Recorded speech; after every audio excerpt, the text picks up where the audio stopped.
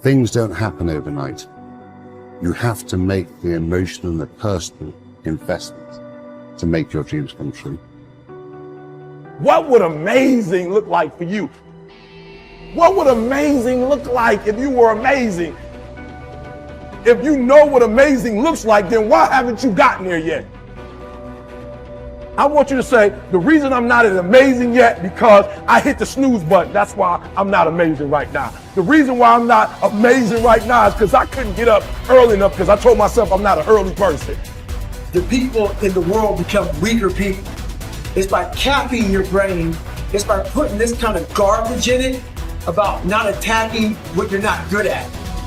There is no shortcut. There is no hack. There's no sweatless solution. You're gonna have to work. There is always weakness to work on. Always. A lot of them. Why would we allow ourselves to make easy excuses? Why would you allow that? It's not what happened that determines the major part of your future. It's not what happens. What happens to us all. That the key is what you do about it. It's not what happens, it's what you do about it. Stop being a lazy, bum-ass person that's full of excuses, sitting around on the pity potty, coming up with every excuse in the world as to why you ain't winning. You are the reason you're not winning.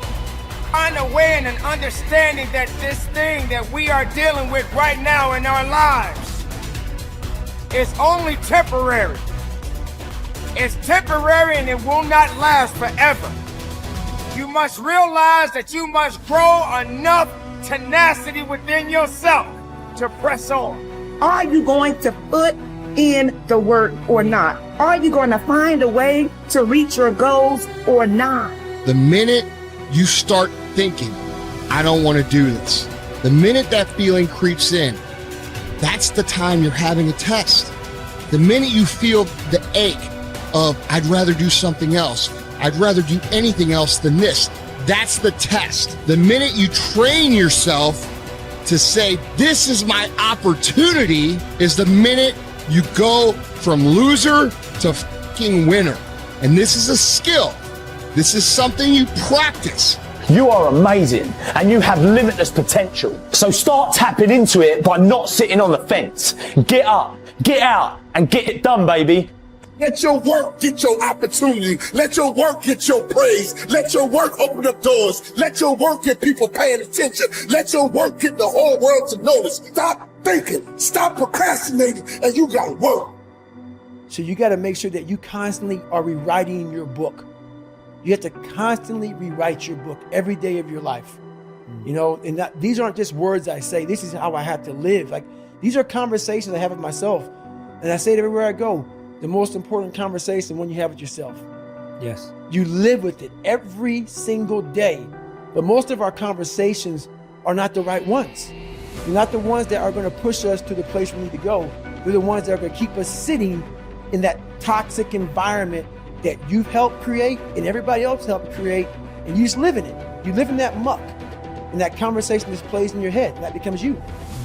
So my first conversation when I was absolutely nobody, and that's one thing you have to say. We live in a world now that's so kind. We find the kind way around everything. Like, if you don't look good, I have to find a kind way of saying, I don't like your shirt. Right. That's not the approach. The approach you have to take, at least I took. You take whatever approach you want. The conversation had to be a real, honest conversation. In the accountability mirror, guess what? I was fat. Don't find a kind word to say that, you know what, I've gained some weight. No, you're fat. When I couldn't read, not like, hey, you know, you've been learning this. No, I cannot read. For fourth grade reading level, I'm struggling. And sometimes I call myself stupid. Not in a way to put myself down. So don't take it like, my God, those are so hurtful. Yeah, they're hurtful. It's honest. The conversation has to become an honest conversation of where you're at mentally. Where am I at mentally? I look like I feel like I'm falling behind in school. I'm lazy. My house is a mess. You have to look at what it is and call it what it is. Don't find words to make yourself feel better, because that's what So we hang around people that make us feel better, that tell us what we want to hear, not what we need to hear. And so we stay away from those people. And we stay away from those people, like our internal dialogue becomes that kind, it's okay, it's not okay. So that's where it starts. It starts with that accountability of it's not okay anymore. This can no longer be okay.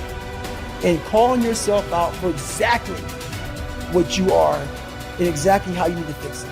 That's where it starts. Take full responsibility for your life. Accept where you are and the responsibility that you're going to take yourself where you want to go. Someone said we have two primary choices in life. We can either accept conditions as they exist, or we can take the responsibility to change them.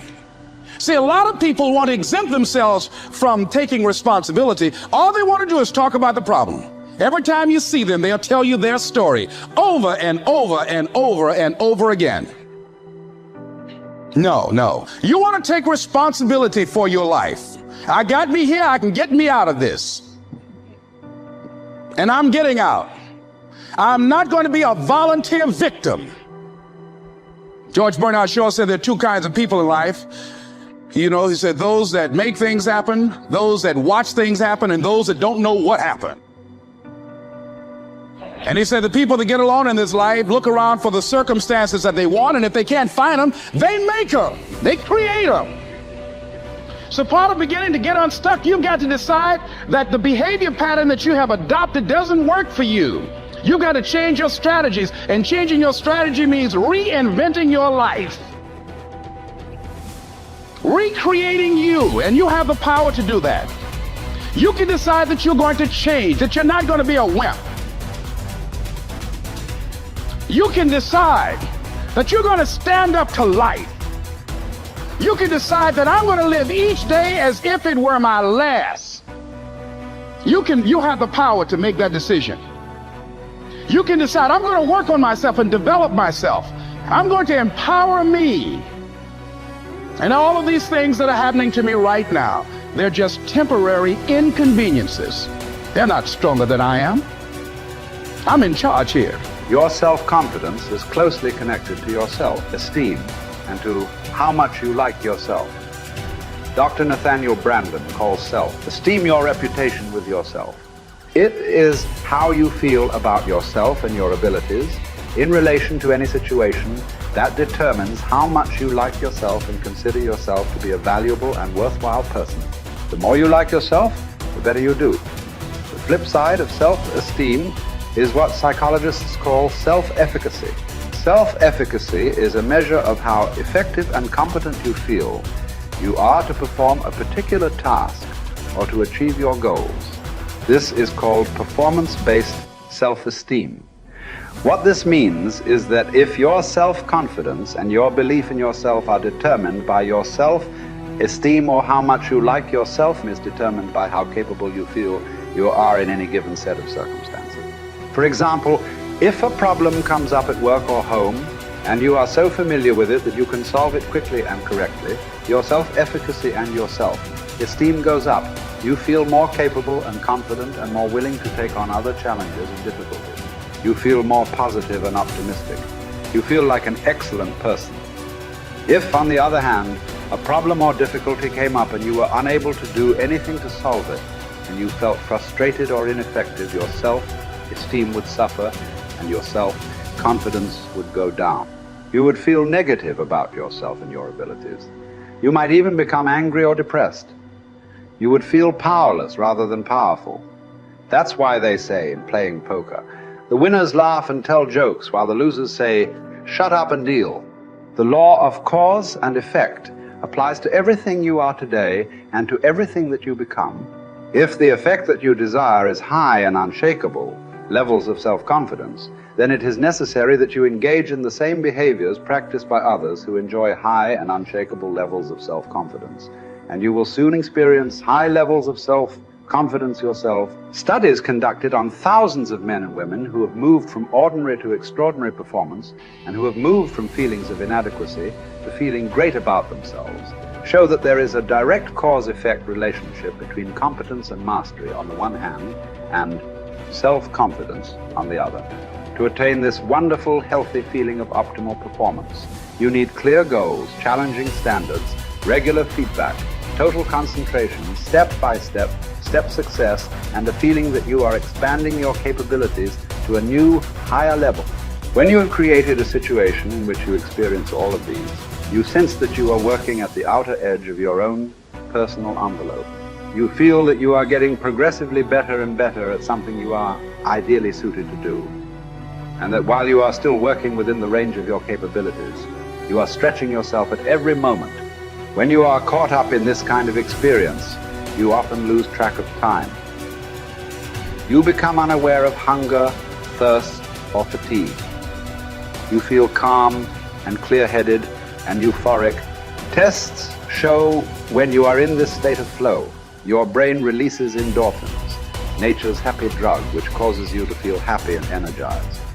Often, while you are in this state, the rest of the world seems to slow down.